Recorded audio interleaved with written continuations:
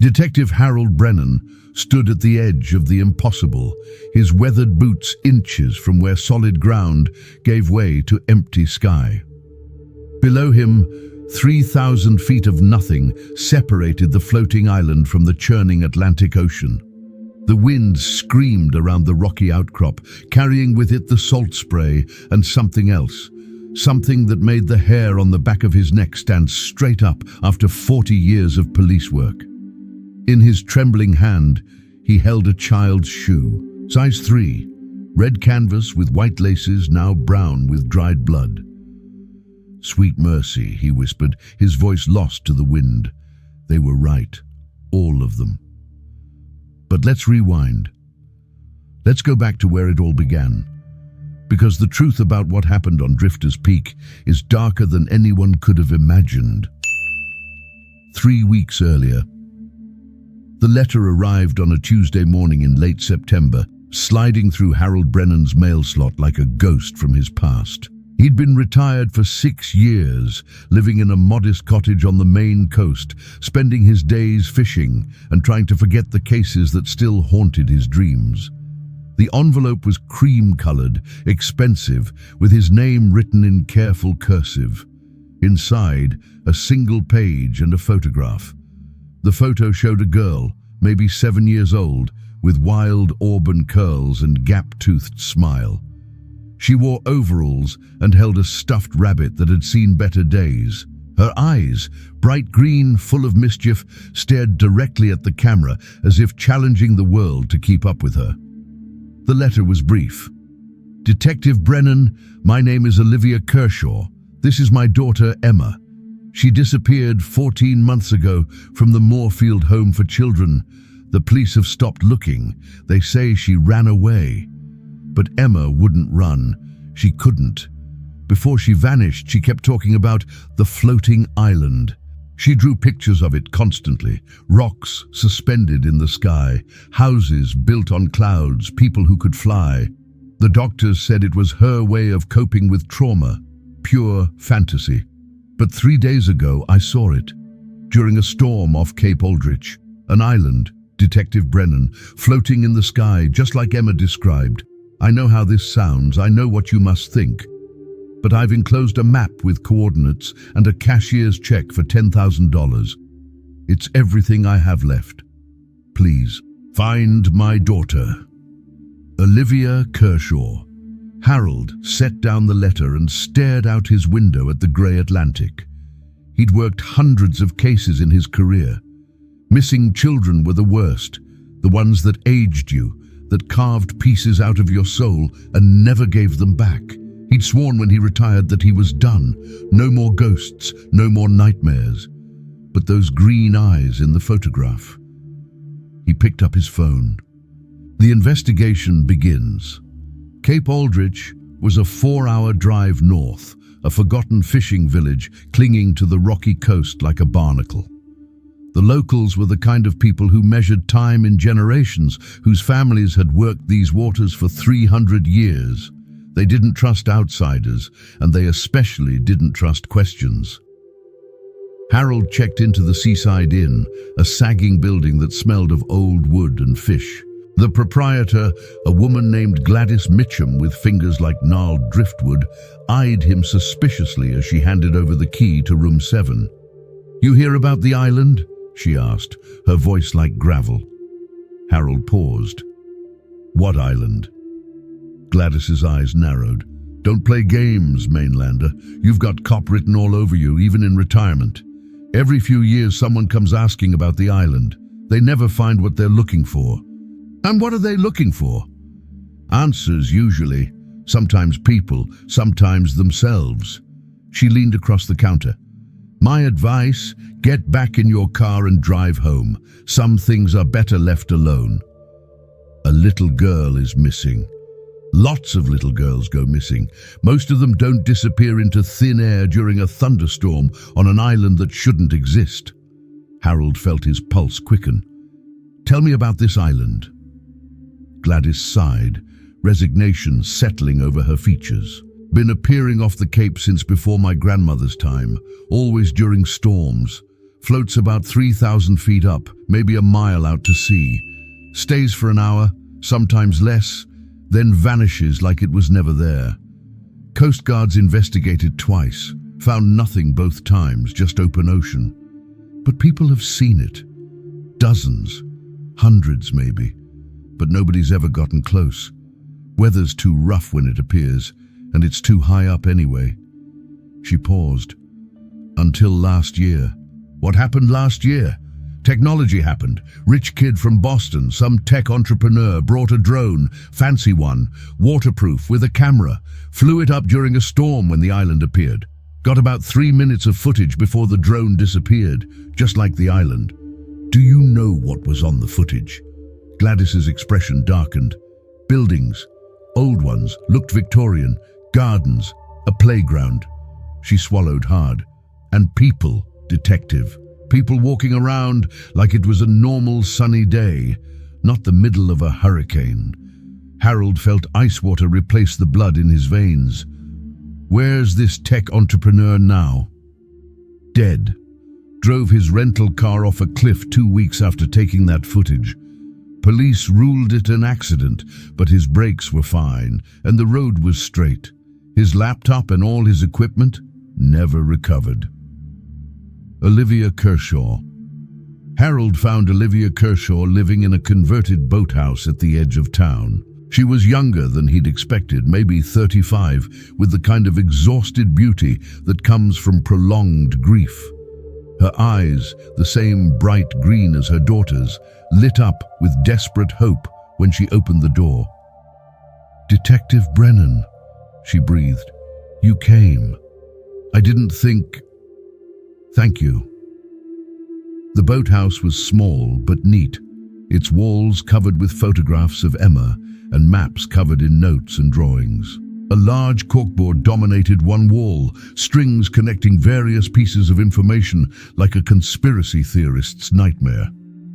"Tell me everything," Harold said, settling into a worn armchair. Olivia paced as she spoke, her hands never still. Emma came to Moorfield when she was 5. Her biological parents died in a fire. She was the only survivor. The trauma made her different. She barely spoke for the first 6 months. When she finally did start talking, it was about the island. What did she say about it? At first, just that it was beautiful, that there were children there, lots of children, and they were happy. She said the sky was always golden there, never grey like here. She drew pictures constantly, hundreds of them. Olivia pulled out a folder stuffed with children's drawings. Harold flipped through them. Each showed the same thing, a mass of rock floating in the sky, buildings perched on impossible angles, tiny figures with wings or floating in the air. But what caught his attention were the details. The architecture was too precise for a child's imagination. Specific window shapes, ornate railings, a fountain in a central square. "These are remarkably detailed," Harold said. "I know." The therapist said she might have seen pictures in a book somewhere, that her mind was constructing a fantasy escape. But Emma didn't have access to many books at Moorfield. It's underfunded, understaffed.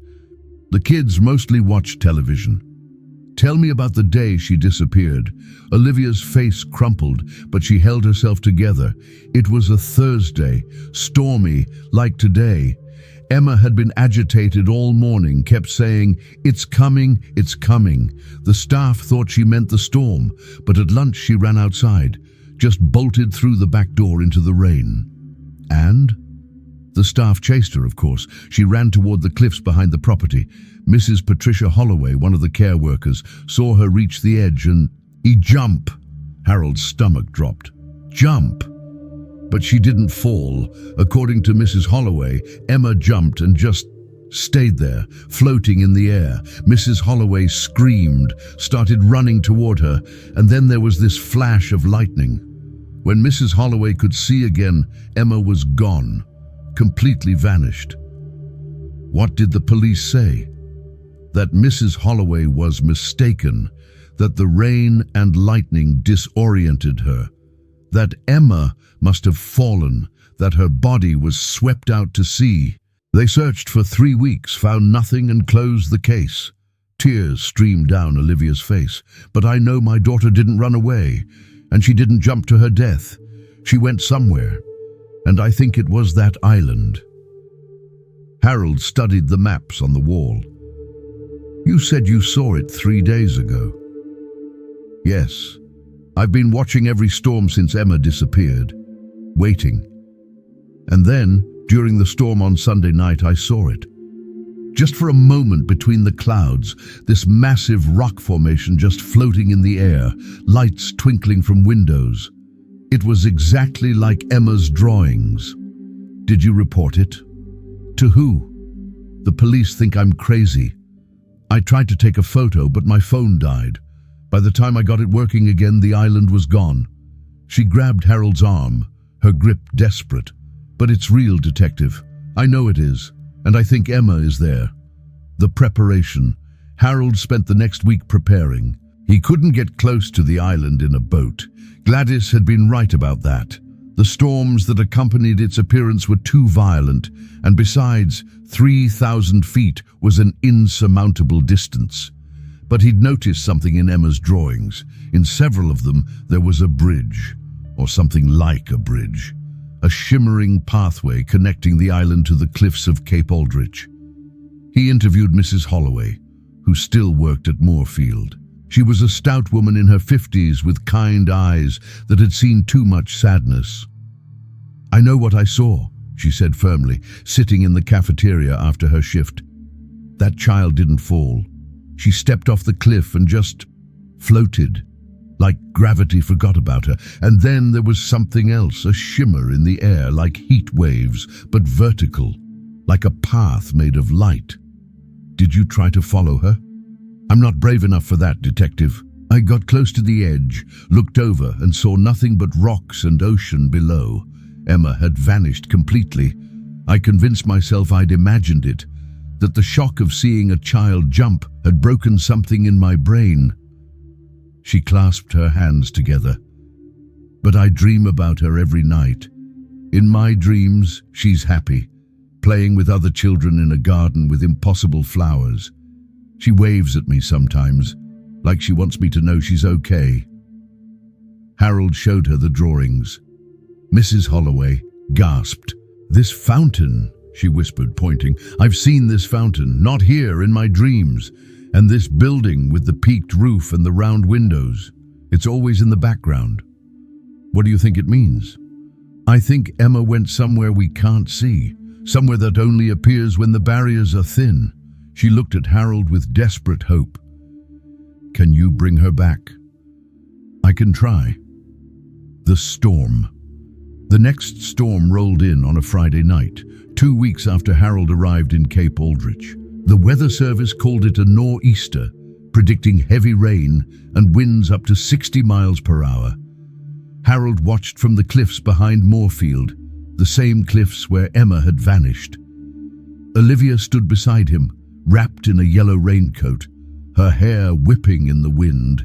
They'd agreed she would stay behind when he found the island, if he found it, but she'd insisted on being there at the start. How will you get up there? She shouted over the wind. Harold patted the backpack at his feet. Inside was climbing gear, rope, emergency supplies, and something he'd commissioned from a retired Navy engineer he knew. A modified ascension device that could lift him 3,000 feet if necessary.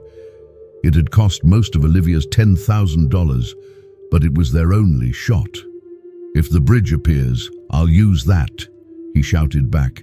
If not, I have a plan B. Thunder cracked across the sky. The rain intensified, coming down in sheets so thick they could barely see 20 feet ahead. Harold pulled out a waterproof flashlight and swept it across the darkness, and then he saw it. At first, it was just a darker shadow against the storm clouds, but as lightning flashed, the impossible became visible. A massive chunk of rock and earth, easily the size of 3 football fields, suspended in the air about a mile offshore. Buildings clustered on its surface. Victorian mansions, gardens, even what looked like a small church with a white steeple. And lights, warm, golden lights shining from dozens of windows. "There!" Olivia screamed, grabbing his arm. "Do you see it?" "I see it," Harold breathed. But that wasn't all he saw. As he watched, a shimmer appeared in the air between the cliffs and the island, exactly as Mrs. Holloway had described. It looked like a heat distortion, but more solid, more intentional, a pathway made of bent light and impossible physics. Harold shouldered his pack, his heart hammered in his chest, every instinct screaming that this was wrong, that he should turn back. But those green eyes from Emma's photograph haunted him. "Wait here," he told Olivia. "If I'm not back in 2 hours, call the Coast Guard." "Detective, promise me." She nodded, tears mixing with rain on her face. Harold stepped toward the shimmer. As he got closer, he could feel it. A pull, like gentle hands urging him forward. The air smelled different here, sweeter, like summer flowers despite the October storm. He reached out and touched the shimmer. His hand passed through. Taking a deep breath, Detective Harold Brennan stepped off the cliff and into impossibility. The island. The transition was instantaneous and nauseating. One moment he was in the howling storm, rain lashing his face, and the next he stood in perfect stillness. The wind had vanished. The rain had stopped. Above him, the sky was a soft, golden color, like permanent sunset, though he could still see the storm raging in the distance, surrounding the island like a wall. The pathway beneath his feet was solid now, made of smooth white stone that seemed to glow from within. It led across the empty air toward the island, curving gently upward. Harold could see straight through it to the ocean far below, but it held his weight without any issue. He walked slowly, one hand on the rope he'd brought, though he realized quickly it wouldn't help if he fell. This wasn't a place where normal physics applied. The island loomed larger with each step. Up close, he could see details the distance had hidden. Ivy climbing the Victorian buildings, rose bushes in full bloom despite the season, children's toys scattered across pristine lawns. And children. They appeared as he reached the island's edge, dozens of them, ranging from toddlers to teenagers. They played in the gardens, chased each other through the streets, laughed and shouted with carefree joy. But something was wrong with them. Their movements were too fluid, too graceful, and their eyes were entirely black. No whites, no pupils, just smooth, reflective darkness. A girl of about 10 approached him, her sundress pristine white, her smile friendly but unsettling. "Hello," she said. Her voice had a strange quality, like multiple voices speaking in harmony. "You're looking for someone, aren't you?" Harold swallowed his fear. A girl named Emma Kershaw, 7 years old, red hair, green eyes. The girl tilted her head. "Emma? Yes, she's here. She's happy here, they all are." She gestured to the other children. "This is a place for the forgotten ones, the ones nobody wanted, the ones who slipped through the cracks. I want to see her." "Of course, but you should understand something first." The girl's black eyes seemed to swirl. "This island exists between moments, between heartbeats. It's a refuge built from collective loneliness, from all the abandoned children whose pain carved a space in reality. Emma didn't fall that day. She was called. We needed her, and she needed us. She has a mother who loves her. She has a woman who adopted her out of guilt. We've seen into her heart, Detective Harold Brennan. We know all hearts that come here." Harold felt his anger rising, but also his fear. "I want to see Emma. Now." The girl smiled. "This way, Emma." She led him through winding streets that shouldn't exist, past buildings that seemed to shift and change when he wasn't looking directly at them. Other children watched from windows and doorways, their black eyes tracking his movement. Some waved. Others simply stared. They found Emma in a garden behind a blue Victorian house. She sat beneath an apple tree heavy with golden fruit, reading a book to 3 younger children who listened with rapt attention. Her red hair caught the strange golden light, and she looked healthy, happy even. "Emma?" Harold called softly. She looked up, and his heart sank. Her eyes were the same black as the others, but unlike them, hers showed surprise, then recognition. "Detective Brennan?" She stood, confusion crossing her face.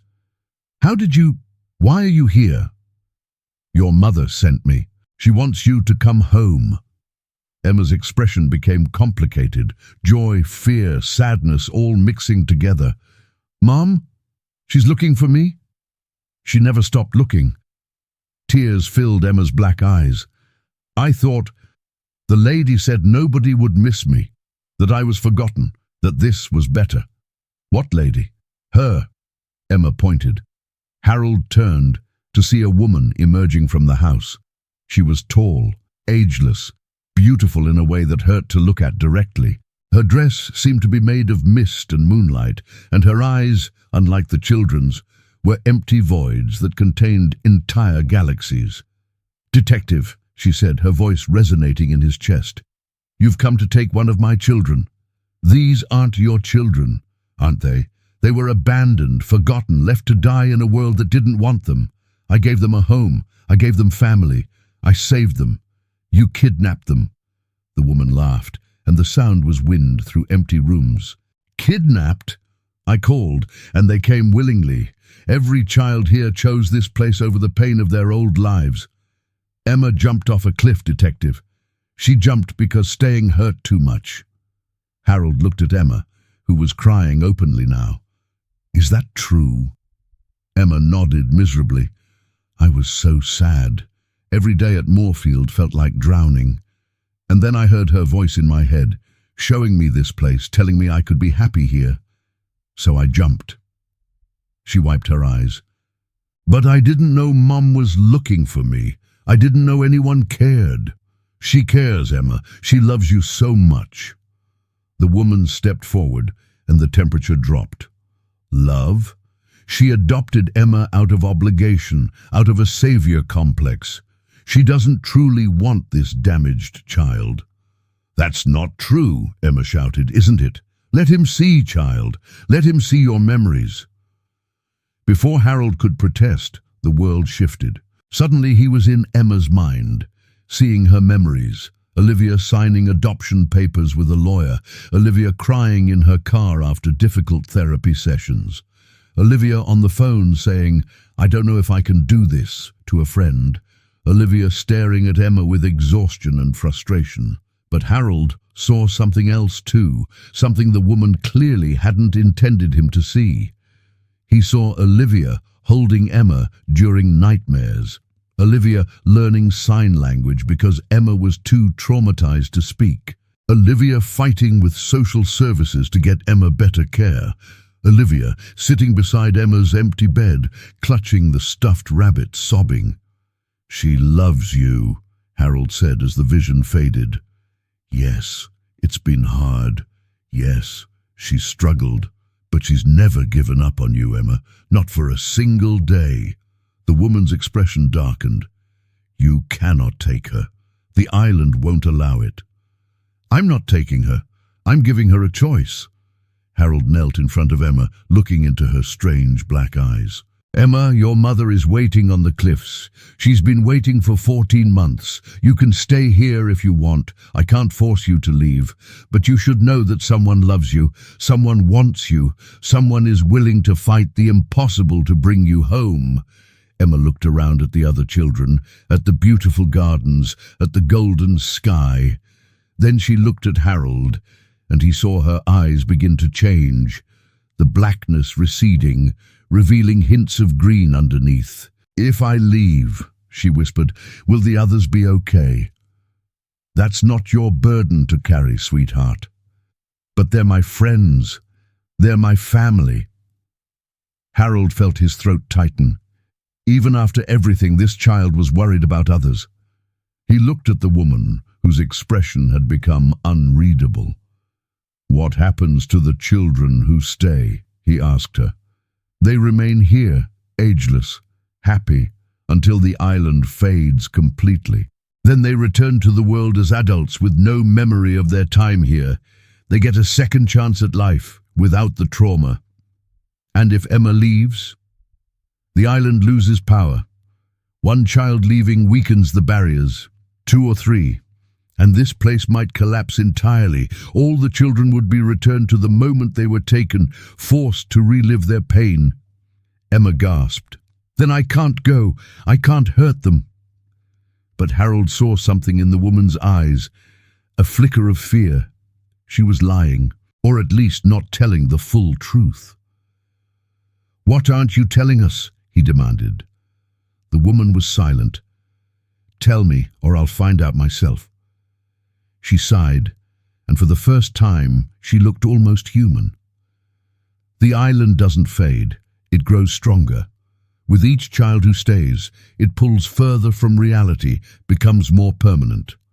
Eventually it will disconnect entirely, becoming its own dimension. The children will be trapped here forever, unable to age, unable to die, unable to ever return to the human world." Horror dawned on Emma's face. "You said we'd grow up. You said we'd get to leave." "You will grow up, just here, forever." "That's a prison," Harold said. "It's paradise," the woman countered. "A world without pain, without loss, without the cruelty of human existence." "It's not real," Emma said quietly. She looked at the other children who had gathered around them. "None of this is real. We're not really happy, we're just paused." The boy standing next to her, maybe 9 years old with Asian features and sad black eyes, took her hand. "Are you leaving?" Emma looked at Harold, then at the path leading back to the cliffs, back to the storm, back to the real world with all its pain and difficulty and love. "Yes," she said, "I'm going home." The escape. The island shuddered. The woman screamed, not in anger, but in genuine anguish. "No, you'll destroy everything!" But Emma was already running, pulling Harold toward the pathway. Behind them, the other children began to move, some chasing them, others standing frozen in confusion. The golden sky flickered, revealing glimpses of the storm beyond. "Wait!" a girl's voice called out. Harold turned to see the 10-year-old who had first greeted him. "Take me too, please. I want to remember my name." Then another child stepped forward, and another. Within seconds, a dozen children were running toward them, their black eyes beginning to clear, showing brown and blue and hazel underneath. The island lurched violently. Cracks appeared in the perfect streets. The Victorian houses began to crumble at the edges. "You're killing them," the woman shrieked. "The ones who stay will be trapped forever." Harold looked at the remaining children, maybe 40 or 50 of them, huddled together in the gardens, watching with fear and confusion. He thought about what this meant, about the moral calculus of saving some while potentially dooming others. But then one of the children spoke, a teenager with dark skin and eyes beginning to show amber. "Let them go, please. This isn't living, this is just existing. I'd rather face whatever comes next than stay frozen here forever." The woman's form began to flicker and fade. Without the belief and acceptance of the children, she was losing her power. "You fools," she whispered. "You're choosing suffering over peace." "We're choosing life," Emma said. Harold grabbed Emma's hand and ran. The dozen children followed, their footsteps thundering on the stone pathway as they raced back toward the cliff. Behind them, the island was coming apart, buildings dissolving into mist, the ground cracking and crumbling. The pathway itself began to fade, becoming translucent. Harold could feel it weakening beneath his feet. They were still hundreds of yards from the cliff. "Run faster!" he shouted, but the smaller children couldn't keep up. A boy of maybe 5 stumbled, falling to his knees. Harold scooped him up without breaking stride, his old muscles screaming in protest. Other children were helping each other, pulling the slower ones along. The pathway disappeared beneath Harold's feet. For a terrible moment, they were falling through empty air, 3,000 feet above the churning ocean. Emma screamed. The children clutched each other, and then the pathway reformed, solid and bright, as if responding to their desperate need. They kept running, the cliff now visible ahead. Harold could see Olivia standing at the edge, her hands pressed to her mouth. With a final burst of speed, they crossed the threshold. The storm hit them like a physical force, wind and rain and cold reality. Harold stumbled, falling to his knees on solid ground. The children collapsed around him, gasping and crying. Emma crawled forward. "Mom!" Olivia rushed to her, falling to the muddy ground and pulling her daughter into her arms. "Emma! Oh God, Emma! You're real! You're here!" Harold looked back. The island was still visible through the storm, but it was breaking apart, chunks of rock and buildings falling away into nothing.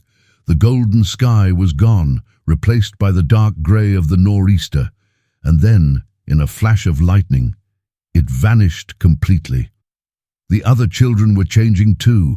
Their black eyes were returning to normal colours, their two perfect appearances becoming more human, more real. They looked confused, scared, but alive. Emergency lights appeared in the distance, police cars and ambulances responding to Olivia's call. Harold had been gone just over an hour, but it felt like a lifetime. Aftermath. If you're reading this from anywhere in the world, drop a comment below letting me know where you're following this story from. I'd love to know how far these words have travelled. And if this tale of the impossible gave you chills, hit that like button. Your engagement helps stories like this reach others who need a reminder that even in the darkest places, hope persists. The aftermath was complicated. 13 children had returned from the island, ranging in age from 5 to 16. Each had been missing for months or years, taken from orphanages, foster homes, and group facilities across the country. Their families, what few they had, were located. DNA tests confirmed identities. Medical examinations found them all healthy but confused, with gaps in their memories.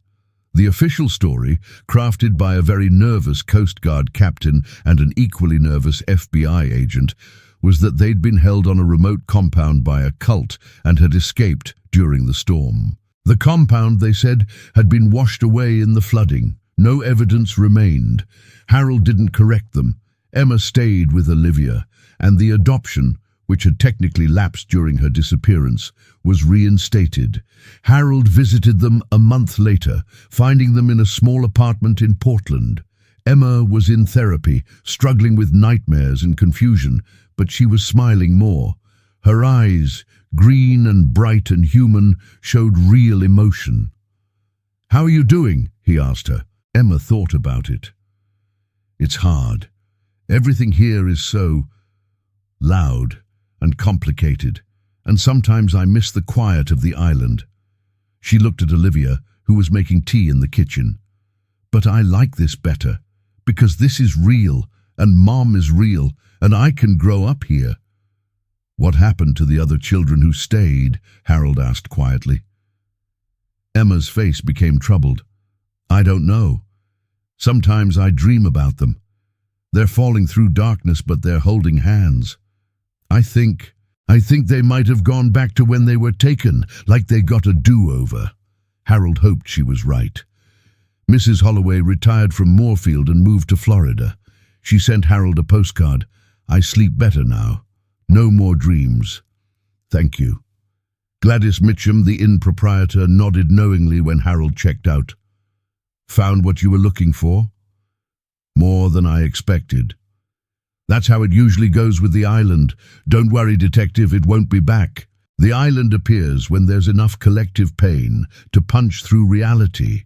You healed that wound, for now, at least. "For now?" She shrugged. "There's always more pain in the world, always more forgotten children. Maybe someday it'll appear again, but hopefully not in our lifetimes." The truth, Harold Brennan returned to his cottage in Maine and tried to resume his retirement. He went fishing, he read books, he fixed things around the house. But he couldn't stop thinking about the woman, the ageless entity who had created the island. Who was she? What was she? A demon? An angel? Something else entirely? 3 months after the rescue, he received a package. No return address. Inside was a leather-bound journal, its pages yellowed with age. The handwriting inside was elegant, old-fashioned. It was a diary written by a woman named Victoria Ashford in 1847. She had lost her daughter to cholera, and in her grief had done something terrible and wonderful. She had carved a place out of reality itself where lost children could be safe. She had become the guardian of that place, sustained by the loneliness and pain of abandoned children across generations. The final entry read, "I know what I have become, neither living nor dead, neither angel nor demon. A ghost made of good intentions and terrible choices. I tell myself I am saving them, but perhaps I am only collecting them. Perhaps I am the greatest monster of all, a kidnapper who tells herself she is a savior, but I cannot stop. The children cry out in their pain, and I cannot help but answer. I am cursed to save them, cursed to trap them, cursed to love them and destroy them in equal measure. If you are reading this, then someone has broken my spell. Someone has reminded the children that pain is part of living, that suffering makes joy possible, that love is worth the risk of loss. Thank you, and I am sorry for all of it." Harold closed the journal and looked out at the ocean. Somewhere out there, in the storms and the spaces between heartbeats, perhaps the island still existed. Perhaps it would return when the world's pain grew too great. But for now, 13 children were home. Emma was learning to smile again. And Harold Brennan, retired detective, had solved one last case, the impossible case. The case that taught him that sometimes the darkest places are built from the brightest intentions, and that the line between salvation and damnation is thinner than anyone wants to believe. Epilogue. 5 years later. Emma Kershaw, now 12 years old, stood on the cliffs behind what used to be Moorfield Home for Children. The building had been demolished 3 years ago, replaced by a community centre. She came here sometimes, when the memories got too loud. She wasn't alone. 7 other children, now teenagers, who had escaped the island, gathered here once a year on the anniversary of their return. They called themselves the Awakened. "Do you ever miss it?" asked Marcus, who was 15 now. "The island, I mean." Emma considered the question. "Sometimes, when things are really hard. But then I remember that the peace there wasn't real. It was just absence. Absence of pain, but also absence of everything else. I think about the ones who stayed," said a girl named Sophie. "I wonder if they're okay." "They are," said a voice behind them. The teenagers spun around. An old woman stood there, leaning on a cane. Her eyes were a shocking bright blue, and something about them seemed familiar. "Who are you?" Emma asked. The woman smiled. "Someone who was trapped for a very long time.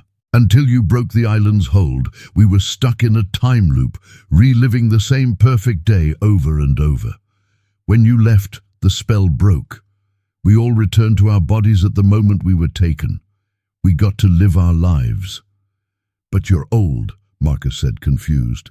"Because I was taken in 1923. I got to live all those years I would have missed. I got to grow up, fall in love, have children and grandchildren, because of you." Emma felt tears streaming down her face. Then it wasn't for nothing. Leaving them behind wasn't for nothing. "Nothing is for nothing, child. Every choice echoes. You chose life with all its pain and beauty, and in doing so, you gave that choice to all of us." The old woman touched Emma's cheek gently. "Thank you for being brave enough to want more than peace, for being brave enough to want life." She walked away, disappearing into the fading light. The teenagers stood in silence, watching the ocean. No storm today. No impossible islands. Just the regular world in all its complicated, painful, beautiful reality. "Come on," Emma said finally. "Mom's making dinner. You're all invited." As they walked away from the cliffs, none of them noticed the subtle shimmer in the air, barely visible, like heat rising from summer pavement.